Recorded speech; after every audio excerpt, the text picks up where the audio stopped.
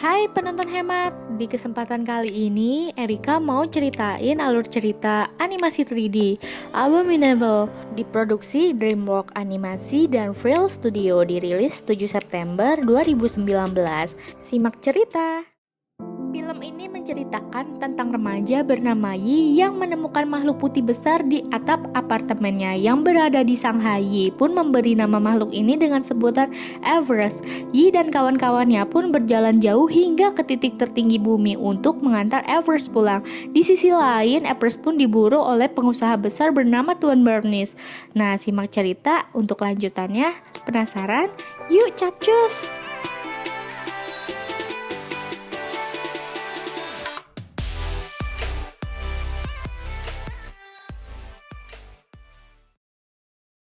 Cek, oke.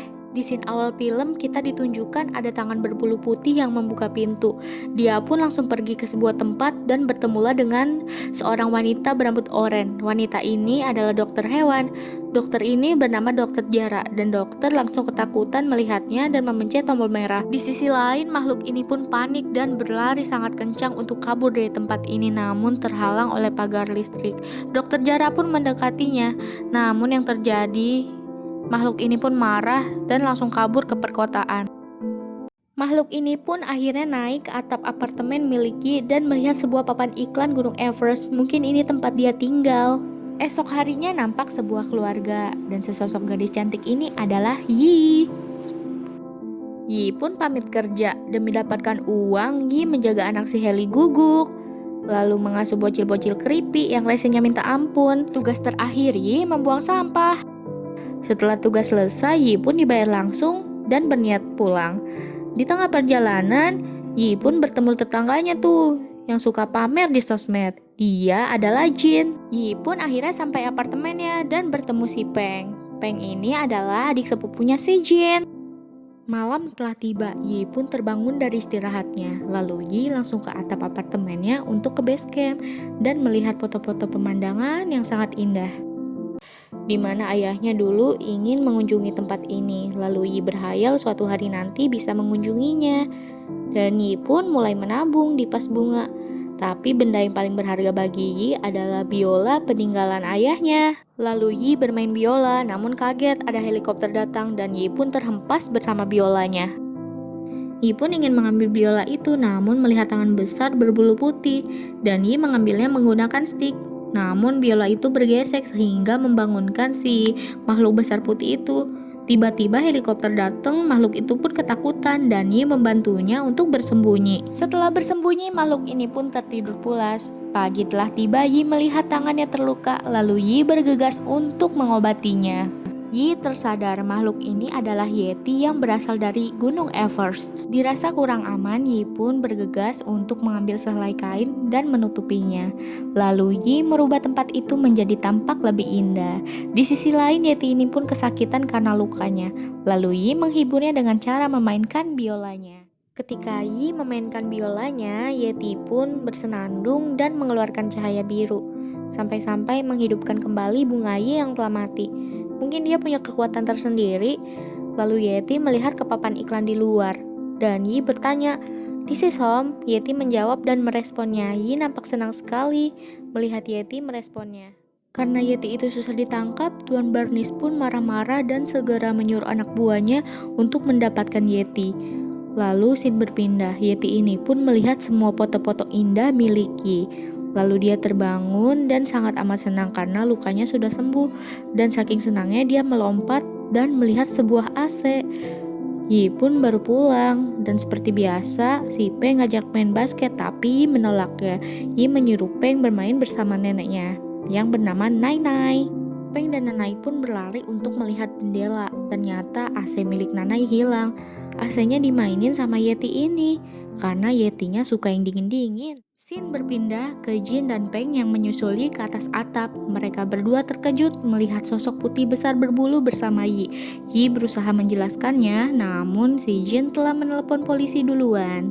Selanjutnya ada helikopter datang tuh untuk menangkap Yeti itu.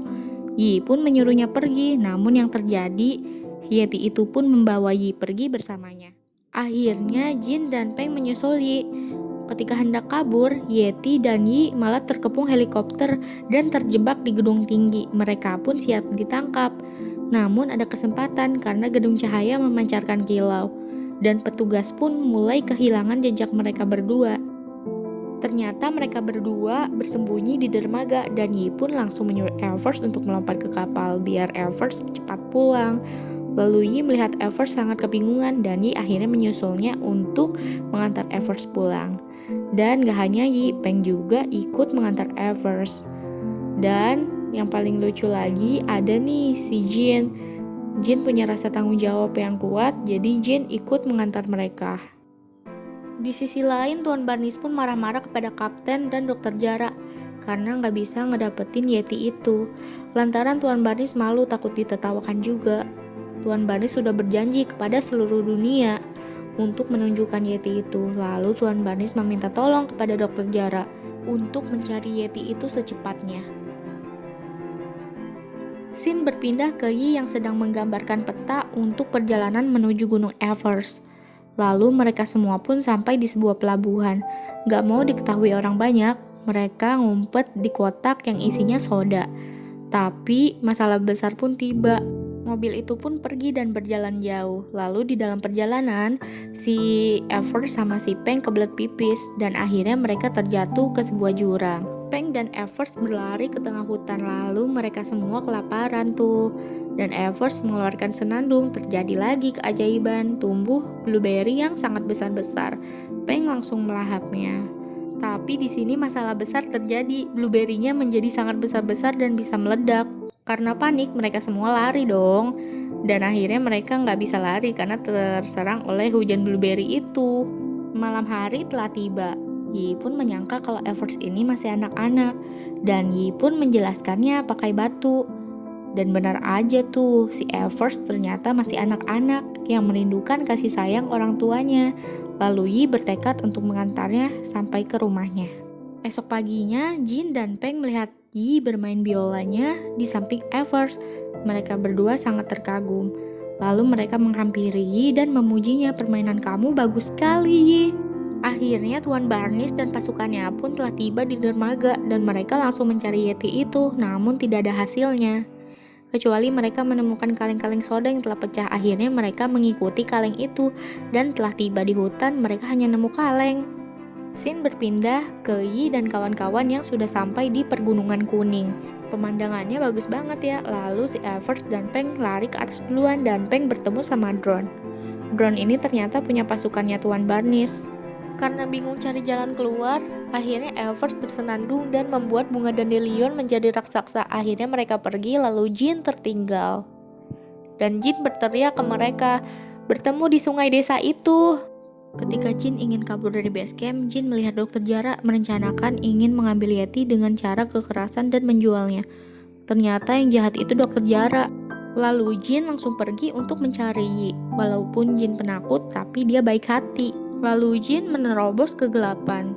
Di sini Jin menggadai HP-nya untuk ditukar dengan kapal kecil dan menyusul Yi. Akhirnya Yi, Peng, dan Evers telah sampai di desa dan Evers pun disamarkan menjadi seekor banteng agar tidak diketahui orang banyak. Dokter Jara pun melihat si Evers dan suruh pasukannya menangkapnya. Di sini Jin datang menjemput Yi, lalu Yi menghampirinya. Tetapi Evers masih kejebak di kerubutan banteng itu. Dan gak kehabisan akal, si Peng menggebuk pantat-pantat banteng itu dan banteng itu pun akhirnya rusuh. Lalu Peng dan Evers selamat dan mereka naik ke kapal Jin untuk kabur lebih jauh. Dan Dokter Jara sama Tuan Barnis tidak tinggal diam, Kapten pun merubah mobil itu menjadi kapal. Karena kapalnya kecil, jadi kekuatannya nggak ada. Evers akhirnya mengeluarkan kekuatannya. Lalu mereka menabrak kebun bunga. Dokter Jara pun terjatuh. Kalau kapal mereka sih terus melaju lurus. Si Peng malah kesenangan di sini, lucu banget deh pokoknya di sini. Akhirnya kebun bunga itu pun bergelombang seperti air laut. Keren ya? Lalu di scene ini Peng menyuruh ombaknya lebih besar. Akhirnya terjadilah gelombang tsunami dari kelopak-kelopak bunga. Akhirnya mereka semua terjatuh dan biolanya si Yi ini hancur. Yi langsung sedih dong. Lalu Yi pergi untuk menyendiri karena merasa gak enak, Jin menyusulnya. Karena gagal lagi menangkap Yeti itu, akhirnya Tuan Barnis menyuruh kapten untuk menambah pasukannya. Kemudian, Yi kembali untuk melihat Evers. Dan Evers membenarkan Biolai yang telah rusak tadi dengan semua kekuatannya. Lalu Peng ngasih tahu kalau di foto-foto pemandangan itu telah mereka kunjungi semua. Kecuali ada satu tempat yang belum dikunjungi, yaitu tempat yang ada patung Buddha besarnya. Lalu, si Evers ngasih tahu tuh kalau tempat itu ada tepat di depan mereka. Yi nggak percaya, tapi memang benar ini tempatnya, dan Evers meminta Yi untuk memainkan biolanya. Yi memainkan biolanya, kemudian biolanya memancarkan aura biru. Mungkin ini kekuatan dari Evers, dan benar aja tuh bunganya pada tumbuh, cantik-cantik banget kan? Yi pun kaget melihat di sekelilingnya bunga semua, dan Yi nggak percaya kalau dia yang membuat bunganya tumbuh. Akhirnya mereka sampai tuh di Himalaya, dan jembatan ini adalah jembatan menuju Gunung Evers. Evers sangat gembira dan lari-lari. Kemudian helikopter pasukan Tuan Barnis telah mengejar mereka. Kemudian mereka semua terkepung dan Evers mengeluarkan aura birunya yang berserta petir, geluduk, angin, puting beliung, dan lainnya. Lalu Tuan Barnis teringat masa lalunya yang bertemu Yeti melindungi anak-anaknya dari serangan manusia. Kemudian Tuan Barnis meminta agar pasukannya tidak membius Yeti itu. Kemudian Dokter Jara malah membius si Tuan Barnis duluan. Jahat banget nih dokter. Lalu kapten menembak si Yeti dengan biusannya. Dan Yeti ini terkapar, nggak bisa berdaya ada pokoknya. Terus langsung dimasukin tuh ke mobil derek yang ada kerangkanya. Dan Yi bertengkar sama Dokter Jara. Yi malah jatuh ke jurang. Tapi di sini Yi belum mati dong. Dia kan pemerannya. Akhirnya mereka pada pergi. Terus Yi nyangkut di tali ternyata.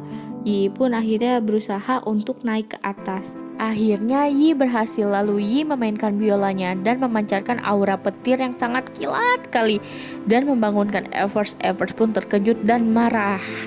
Lalu Yi bertemu teman-temannya. Lalu si Dokter Jara maksa banget nih pengen nabrak si Evers. Udah tahu si Evers kuat dilawan. Akhirnya dia kan yang jatuh tuh ke jurang. Kasian banget hidupnya. Namun sih nyariin si Evers. Ternyata Evers ada di belakangnya. Dan mereka pun sangat senang. Akhirnya Tuan Barnis nyamperin Evers dan meminta maaf kepada Evers karena Tuan Barnis telah salah. Dan Tuan Barnis meminjamkan jaket kepada mereka untuk mengantarkan Evers pulang biar gak kedinginan. Akhirnya perjalanan dimulai. Mereka pun akhirnya menggunakan kekuatan Evers untuk menuju rumahnya Evers. Gak mungkin kalau jalan. Lalu mereka semua telah sampai di keluarganya Evers. Dan Evers sangat senang bertemu keluarganya. Mereka pun pamit. Evers memeluk Yi dan memberi hadiah kecil kepada Yi, yaitu foto Yi dan ayahnya. Lalu berpelukan semua deh. Intinya ini tuh ceritanya happy ending banget. Kalian wajib nonton filmnya ya, Abominable. Sebelum lihat alur cerita, budayakan menonton film aslinya dulu ya. See you next time, bye-bye.